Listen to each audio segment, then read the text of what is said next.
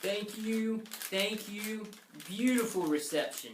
This is fantastic. You welcoming me here to kick off your middle school year. You know, I got my start in business in middle school. When I was going through, there were just 2 grades. 2 grades. And so I said to the principal, we should grow this business to 6th grade. 6th grade. And the principal looked at me like I was crazy. But I said, look, you make this thing bigger. You get those 6th grade parents involved. You build a wall. Keep out all those 5th graders. And things will just run themselves. So I'm very happy to be here. Love middle school.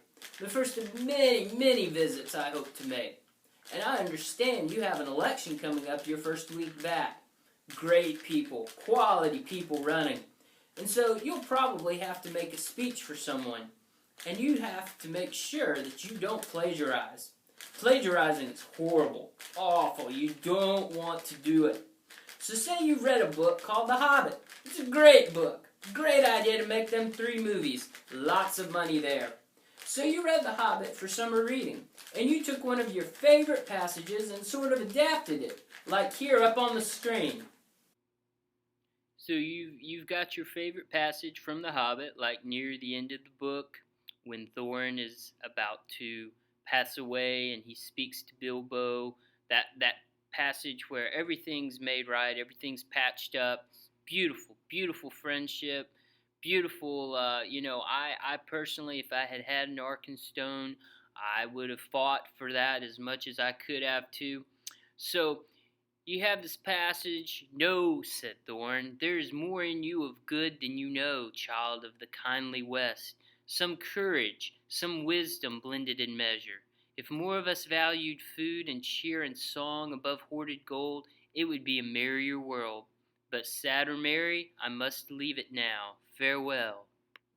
So now here's the thing. You take your summer reading so seriously, it just dwells in your mind so much that when you get ready to write your campaign speech for the next president, Madeline, you end up saying, "There's more in her of creativity than you know. Some courage and some wisdom blended in measure. If more of us valued cheer and food and good art above hoarded gold, it would be a better world. But we can't all be perfect, which is why we vote for Madeline."